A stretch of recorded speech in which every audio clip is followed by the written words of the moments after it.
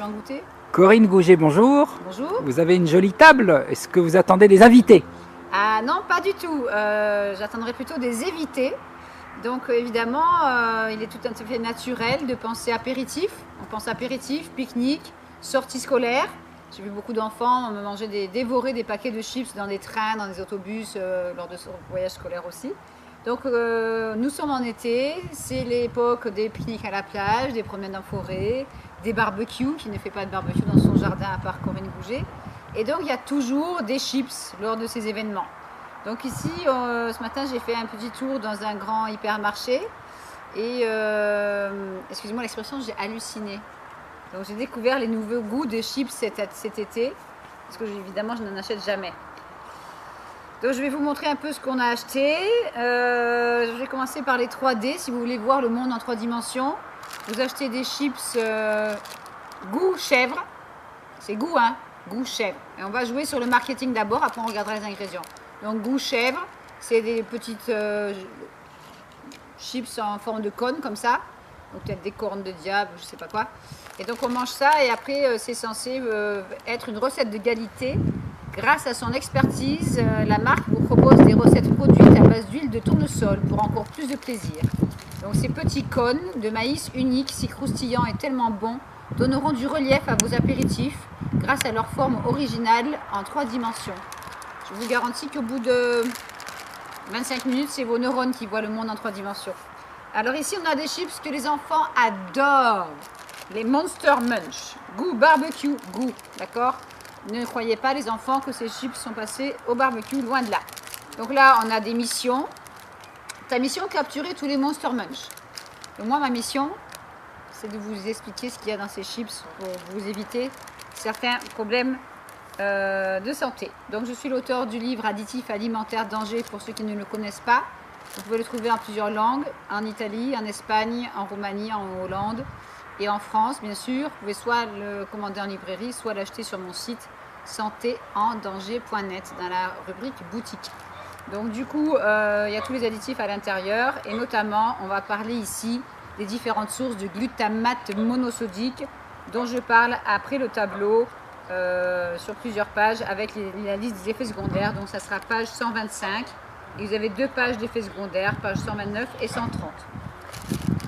Donc ici nous parlions aussi des Monster Munch où il y a 15% gratuit par lot de 2. Donc on vous vend des sachets par 2. Pourquoi? Parce que le glutamate monosodique, qui est un exhausteur de goût largement utilisé dans toutes les chips ici, favorise l'appétit. Donc ça trompe les papilles gustatives, pardon, et ça monte directement dans le cerveau et ça dit mange-moi, mange-moi, mange-moi, mange-moi, mange-moi. De nombreux adolescents et adultes en France et dans le monde entier sont accros à ce genre de produit. Si vous allez sur YouTube et que vous tapez la vérité sur le glutamate monosodique, vous verrez un petit film de 13 minutes qui est passé en 1991 à la télévision aux États-Unis et qui n'est surtout pas passé en Europe à la télévision. Et à l'époque, déjà en 91, on voyait déjà des chips de ce monsieur à moustache qui vendait déjà des soi-disant chips au goût irrésistible. Donc aujourd'hui, j'ai vu une jeune fille de 14 ans à peu près qui a pris cette boîte à la main. Bien sûr, ça donne envie. Il y a marqué extra, saucy barbecue. Donc c'est soi-disant encore barbecue avec beaucoup de sauce, avec des couleurs violettes attirantes. Et vous remarquerez encore que les ingrédients sont écrits en tout petit en plusieurs langues derrière. Ici, on a quelque chose quand même d'assez extraordinaire. C'est des chips saveur wasabi. J'ai jamais vu ça. Donc vous remarquerez que c'est très vert sur le devant, sur l'emballage du moins. On dirait des feuilles de salade à citron P. Donc c'est vert clair. Et effectivement, on voit qu'il y a marqué un apéritif, on peut manger une poignée de chips avec 5 olives et un verre de jus de tomate. Le problème, c'est qu'une fois que vous aurez mangé une poignée de chips saveur wasabi, vous aurez envie d'en manger une deuxième poignée, jusqu'au paquet. Je ne sais pas si à la caméra on peut voir, mais ces chips, elles ne sont pas vraiment vertes. Donc le wasabi, je ne sais pas d'où ils sortent. Elles sont légèrement vertes, mais loin d'être vertes, comme sur le paquet. Alors on regardera les ingrédients, bien sûr. Tout ça, c'est du marketing. À l'huile de tournesol, subtilement relevée. Faut pas rigoler. Saveur wasabi subtilement relevée. Ces chips saveur wasabi apporteront une note d'exotisme à vos apéritifs. Alors l'exotisme, c'est l'exhausteur de goût. Ici, on a des chips extraordinaires. Je vous déconseille d'en donner à vos enfants, à moins que vous souhaitiez transformer vos enfants en extraterrestres. Ça, c'est assez efficace. Donc, les extraterrestres goût jambon fromage. S'il y avait marqué au jambon et au fromage, ça voudrait dire qu'il y a du jambon et du fromage dans les chips. Là, c'est goût, donc c'est des arômes artificiels. Donc là, c'est pas cher et ça rapporte gros. Ça rappelle un petit peu les monstres, n'est-ce pas? Mais là, vous ne transformerez pas votre enfant en monstre, mais en extraterrestre. Et là, c'est pareil, derrière, 75 grammes, les extraterrestres, etc. Valeur nutritionnelle. Cet emballage contient 3 portions. Je vous signale ici qu'on en a jeté une partie à la poubelle directement. Ici, on a des chips qui sont très très connus, notamment en Belgique, qui se vendent en sachet 2 fois plus gros là-bas. Alors là, c'est des Doritos Nacho Cheese. Ouvre vite le paquet et découvre une explosion de goût. Excusez-moi, il y a des gens qui passent en avion. C'est mes invités. Donc, on a des chips Nacho Cheese. Ouvre vite le paquet et découvre une explosion de goût. Produit à base de maïs grillé. En parlant de maïs, je vois nulle part sur le paquet sans OGM.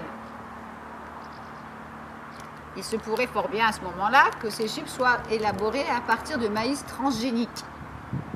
Ce qui est un énorme scandale, vous le savez. Et là, on va rajouter d'autres ingrédients pour provoquer une explosion de goût. Soit dit en passant, 48 heures après la consommation de ces chips, vos neurones sont toujours en train d'exploser et la neurotoxicité de ce genre de produit commence dans la demi-heure qui suit l'ingestion et beaucoup plus vite chez un enfant. Si un enfant de 2 ans et demi, 3 ans consomme ce genre de produit, son cerveau n'étant pas protégé par ce qu'on appelle la barrière hémato-encéphalique, et bien du coup le glutamate monosodique va directement dans le cerveau de l'enfant et il peut souffrir d'abord de troubles du comportement, puis par la suite de migraines, de crampes, de nausées, mais il va être vraiment très très énervé. Si vous voulez en savoir plus, vous allez sur mon site dans articles. Après, il y a mes articles. Et c'est le premier article de 2011 pour Kousmine, où il y a tout un dossier de 6 pages qui s'appelle « Les excitotoxines ». Vous en mangez peut-être tous les jours sans le savoir. Donc, on va continuer notre tour de table, n'est-ce pas? Ici, nous avons des chips goût bolognaise. Rien n'arrête le progrès, ni les industriels. Donc, c'est pas cher à grignoter à l'apéritif, à table ou en pique-nique. C'est pas par hasard, on ne vous sort pas ça à Noël. Alors, du coup, là, c'est saveur bolognaise. Il n'y a rien du tout de bolognaise là-dedans. Et on va lire les ingrédients tout à l'heure. Vous remarquerez en passant que ça a presque tous la même couleur, dans les jaunes orangés. Et c'est très croustillant. Ici, nous avons une petite délice qui s'appelle Rings Saveur Oignon. Ce genre de friandise est très très connu en Angleterre depuis des années. Et donc, on dirait effectivement des rondelles d'oignons frites dans de l'huile. Sauf que de l'oignon, il n'y en a pas beaucoup là-dedans. Donc, c'est très rigolo, avec des petits visages qui rigolent. Et on met produits soufflés à base de maïs et de blé, goût oignon. Donc, maïs probablement transgénique, il faudrait faire analyser. Du blé, donc du gluten, pour ceux qui sont allergiques, on pourra éviter. Et on vous dit que la diversité des produits de cette marque vous permet de varier votre alimentation et vous aide à construire votre équilibre nutritionnel. Corinne Gouget, elle en a marre. Elle en a vraiment ras-le-bol. C'est pas possible de lire ça. Donc là, puisqu'on est sur ce sachet, je vais vous apprendre à pouvoir discerner les différents noms du glutamate monosodique qui sont au nombre de 30 à 40 environ. Ingrédients, semoule de maïs, 64%. OGM ou pas, je vous laisse deviner. Huile de palme, c'est carrément marqué. Farine de blé, donc du gluten. Poudre d'oignon, 5%. Donc là-dedans, vous avez un tout petit peu de poudre d'oignon. Son de blé, 3,8%. Sel, assaisonnement aromatisé. Là, j'insiste. Pendant des années, sur ce genre de produit, on le voit encore peut-être sur cette boîte, il y avait marqué exhausteur de goût, glutamate monosodique. Aujourd'hui, depuis à peu près 1 an, les industriels ont changé un petit peu la donne en modifiant leur vocabulaire. Alors, on met assaisonnement aromatisé pour ne pas mettre exhausteur de goût, n'est-ce pas? Entre parenthèses, arôme. Donc, ça peut être 1 à 3 fois du glutamate monosodique caché sous le mot arôme. Sel, on s'en doute. Poudre de yaourt. C'est même pas yaourt en poudre, c'est de la poudre de yaourt. Poudre d'oignon, dextrose, matière grasse laitière. Lactose, ça c'est le sucre du lait qui va provoquer aussi l'addiction, sucre. Et là on a la famille complète, exhausteur de goût, 2 points, E621, E627, E631. Poudre de lait écrémé, un plus, maltodextrine, j'ai une page entière là-dessus dans mon livre, épices au pluriel et plantes aromatiques. On rajoute encore une couche si vous n'êtes pas satisfait. Exhausteur de goût E621, donc ça fait au moins 1, 2, 3, 4, 5, 6 sources dans ce sachet. Persil en poudre, colorant E100, ouf, c'est un colorant non dangereux. Traces d'arachide, céleri, œufs et crustacés. Avec 6 sources de glutamate monosodique, ce produit est très dangereux, voire mortel pour la personne qui peut tout manger. Parce que ça attaque aussi le cœur, les organes reproducteurs, ça attaque les poumons, ça attaque principalement le cerveau. Et là, si vous avez 6 sources dans le même paquet, ça peut même, à la longue, provoquer la maladie de Parkinson ou d'Alzheimer. Je vous conseille ce livre qui s'appelle La cuisine moléculaire de George Ziprick. Je vais me permettre de vous lire juste un petit passage que l'on peut trouver dans ce livre qui va vous expliquer aussi plein de choses sur d'autres additifs. Mais là, on va parler de les exhausteurs de goût. Il y a eu aux États-Unis des cas graves par rapport aux colorants souvent utilisés dans l'alimentation. Et pour l'exhausteur de goût, c'est le plat principal. Il explique là, comme plat principal, souhaiteriez-vous un peu de tachycardie? Nous vous proposons également malaise, diarrhée, maux de tête et convulsions. Que préférez-vous? Tels sont en effet les symptômes du China Restaurant Syndrome, donc le syndrome du restaurant chinois, qui aurait déclenché, dit-on, l'exhausteur de goût appelé glutamate monosodique. Donc il parle de différentes choses et à un moment il dit: mais si après l'ingestion d'une soupe de glutamate bien corsée, on sent comme une lourdeur au niveau de l'abdomen, les doutes surgissent. A-t-on affaire à une indigestion ou bien à un symptôme d'urgence pour un grand nombre de maladies? L'avis des scientifiques peu nombreux qui ont osé se prononcer sur le glutamate monosodique n'est d'ailleurs pas flatteur. Le glutamate est un poison pour les neurones. Je répète, si vous n'avez pas bien entendu, le glutamate est un poison pour les neurones. L'auteur ne dit pas serait un poison, il affirme que c'est un poison.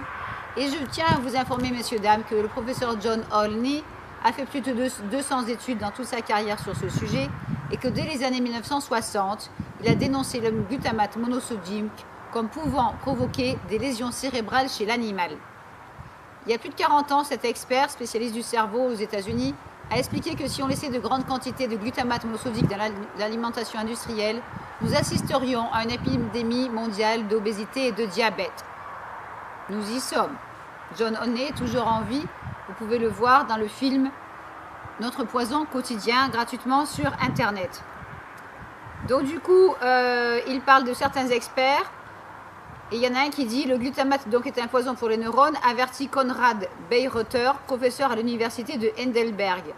Une toxine qui pourrait contribuer à l'apparition du Parkinson ou de l'Alzheimer. Aux États-Unis, des experts comme le docteur Russell Blaylock, dont voici l'excellent ouvrage en anglais de 1997, Excitotoxine, le goût qui tue, dont parle l'auteur ici.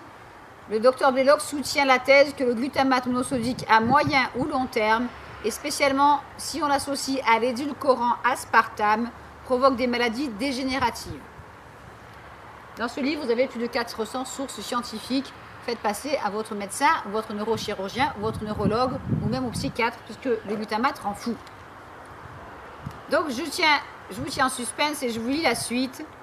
George Schwartz, donc un des médecins qui a dénoncé le glutamate depuis les années 90 aux États-Unis, et John Olney, dont on vient de parler, sont arrivés aux mêmes conclusions qui mettent en garde contre les attaques spontanées d'asthme.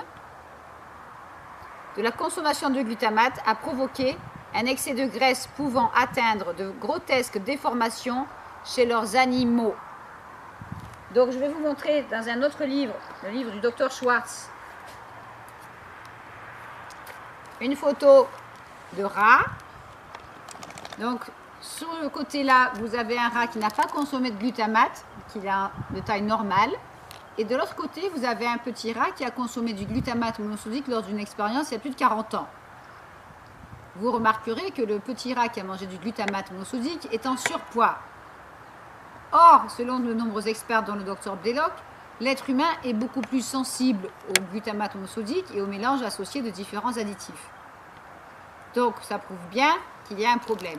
Aujourd'hui, nous avons vu un certain nombre de personnes en surpoids de 16 ans à 40 ans. C'est pitoyable. Donc, vous imaginez bien les dégâts chez les êtres humains depuis plus de 102 ans. Et le souci, c'est comme le disait le docteur Blaylock dans une conférence, c'est que depuis 102 ans, 1909, les quantités de glutamate monosodique ont été multipliées tous les 10 ans par 2 ou par 3. Donc on se retrouve avec une population de plus en plus malade, avec de plus en plus de maladies de Parkinson. Pour ceux qui ne savent pas cuisiner, ils utilisent des plats en boîte dont on parlera dans une autre vidéo. Et donc du coup, dans ces plats en boîte, comme dans ces petites chips là, on se retrouve avec 5 à 6 sources de glutamate monosodique différents qui, une fois mélangés, vont avoir un effet exponentiel au niveau cérébral. Donc si on se tourne vers des petites choses comme ça, c'est des petites boules goût fromage. Ça coûte à peu près 30 ou 40 centimes le sachet. Et là, on recommence semoule de maïs, sûrement transgénique, mais on ne va pas le mettre. Huile de palme, assaisonnement aromatisé, chapelure, farine de blé, sel, poudre à lever, E503, lactosérum en poudre, sel, farine de blé, arôme, dont poudre de fromage, exhausteur de goût E621, 627, 631, chlorure de potassium, sucre, maltodextrine de pommes de terre, anti-agglomérant E501, huile de palmiste, acidifiant E330, colorant E100, colorant E160C. Vous comprendrez bien que ces petites boules snack goût fromage sont un mélange de produits chimiques dignes de la cuisine moléculaire décrite par notre ami journaliste Jörg Siegfried. Donc le but de ces exhausteurs de goût, c'est de vous provoquer une addiction et surtout d'en racheter et de finir le paquet. Plus les pathologies qui sont liées. Donc migraine, vertige, nausées, ballonnement, crise de rage, crise de limite schizophrénie. Donc si je continue à lire ce chapitre, l'arsenic lui aussi est un produit complètement naturel, lance Schwartz. Par exemple, à l'encontre du lobby du glutamate, il expliquait que certaines personnes réagissent davantage au glutamate qu'à l'arsenic. Voilà plus de 20 ans qu'aux États-Unis, les producteurs d'aliments pour bébés ont volontairement renoncé aux exhausteurs de goût. Donc ça, c'est à moitié vrai parce qu'ils ont promis de retirer l'exhausteur de goût des aliments pour bébés, mais ils ne l'ont pas vraiment fait puisqu'ils ont simplement changé le nom. Quand vous achetez des petits pots pour bébés, souvent il y a marqué arôme poivre, arôme cannelle. Parce que le poivre et la cannelle, ça coûte plus cher. Et le but des industriels, même pour les bébés, c'est d'économiser de l'argent. Je vous en supplie, les futurs parents ou les jeunes parents, faites vous-même vos purées de légumes ou de fruits pour vos enfants, sans arôme, et avec de la vraie cannelle, du vrai poivre si vous voulez, ou du vrai sel. Mais en fait, en général, on ne met pas trop d'épices pour des bébés. Donc du coup, reste à savoir si cette auto-restriction est simplement sincère ou si les producteurs ont craint qu'une plainte collective d'enfants malades ne leur coûte des millions, au cas où l'on réviserait l'opinion médicale autorisée. On sait que le glutamate stimule la salivation, il ouvre l'appétit. Plus on en consomme, donc plus on en mange, et forcément plus on grossit. On sait que les lobbies du glutamate constituent un sponsor puissant, plutôt que dans le football ou les concours culinaires. Ce lobby préfère investir ses millions dans des études scientifiques dont les conclusions sur la fiabilité de ces produits lui seront favorables.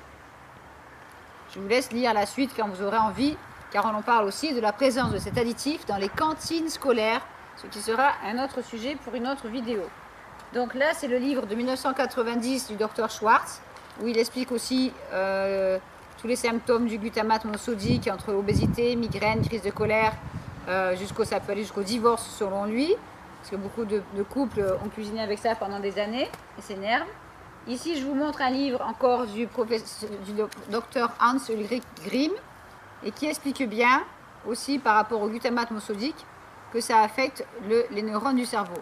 Le grondement des dieux, le glutamate, le goût qui peut tuer les cellules cérébrales. Donc il n'y a pas que moi qui en parle, il y a aussi d'autres auteurs. Je vous présente ici un livre qui va bientôt changer de couverture, qui est sorti cette année, The Man Who Sued the FDA.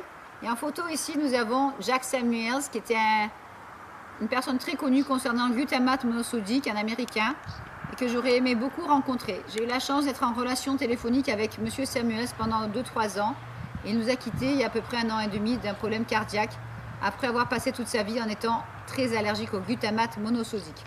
Donc Adrienne Samuel, son épouse et veuve, a écrit ce livre pour résumer leur combat sur 30 ans. Et maintenant, il va y avoir une nouvelle couverture qui s'appellera tout simplement « Ce n'était pas Alzheimer, c'était le glutamate monosodique ». Voilà. Je voudrais juste rajouter une petite phrase. Vous expliquer que vous avez droit à ces informations et que c'est même inscrit dans la Convention internationale du droit de l'enfant. Donc, article 17 de la Convention internationale des droits de l'enfant du 20 novembre 1989, les États, donc les gouvernements, les États parties reconnaissent l'importance de la fonction remplie par les médias et veillent à ce que l'enfant ait accès à une information et à des matériels provenant de sources nationales et internationales diverses, notamment ceux qui visent à promouvoir son bien-être social, spirituel et moral, ainsi que sa santé physique et mentale. Je répète, ainsi que sa santé physique et mentale. Je vous garantis que tous ces produits contiennent plusieurs sources de glutamate monosodique et que ça affecte très rapidement la santé physique et la santé mentale. Je vous demande de bien vouloir donc faire la chasse aux additifs, de vérifier la composition. Le plus simple est de prendre des chips traditionnels où il y a pommes de terre, huile de tournesol, sel. Bien sûr que c'est gras, ça a été frit, on n'en mange pas tous les jours, c'est trop gras, il y a trop de sel. On peut en manger de temps en temps pour un barbecue, un anniversaire, une soirée. Mais surtout, évitez ces chips qui sont farcis d'additifs alimentaires, notamment de glutamate monosodique sous toutes ses formes. Car là, c'est vraiment très dangereux et ça peut entraîner aussi un AVC, un arrêt cardiaque, des maladies plus ou moins fatales et à long terme, Parkinson notamment, Alzheimer, des problèmes cardiaques, de surpoids et de comportement. Donc je vous remercie de votre attention. Je vais vous montrer ce que je vais faire avec ces chips. Je vais les mettre dans un grand sac poubelle et on va filmer le mélange de tous ces chips dans le sac poubelle. Bien sûr, j'ai acheté tout ça aujourd'hui pour vous les montrer car je sais que de nombreuses personnes verront cette vidéo et que ça pourra sauver des vies. Je vous présente un sachet de glutamate monosodique pur. Voici ce que vous mangez en 5 ou 6 exemplaires dans des petits sachets de choses comme ça qui coûtent 30 centimes. À vous de choisir s'il faut manger des choses comme ça à 30 centimes pour avoir perdu des centaines de neurones ou s'il vaut mieux être informé avant. Vous avez droit à cette information. Donc voici à quoi ressemble le glutamate pur. Et là, j'aime bien ce sachet, il y a marqué French Quality, qualité française. Et oui, il y a des usines de glutamate en France. Donc du coup, on vous vend ça en poudre blanche, comme du sel. Et on ne retirera pas ça des rayons ni du commerce. Donc à vous de lire les étiquettes avant de ressembler à un extraterrestre, à un monstre, ou de ressembler à avoir des yeux comme des rondelles d'oignon. Voilà, je vais mettre tout ça dans un sac poubelle et je vous dis à très bientôt et bon appétit. Je peux en goûter? Corinne Gouget, bonjour. Bonjour. Vous avez une jolie table. Est-ce que vous attendez des invités? Ah non, pas du tout. J'attendrai plutôt des invités. Donc évidemment, il est tout à fait naturel de penser apéritif. On pense apéritif, pique-nique, sortie scolaire.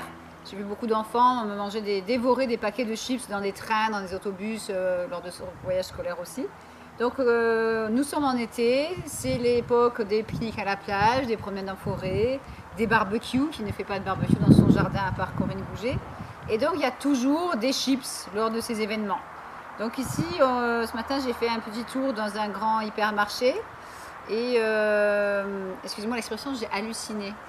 Donc j'ai découvert les nouveaux goûts de chips cet été, parce que évidemment, je n'en achète jamais.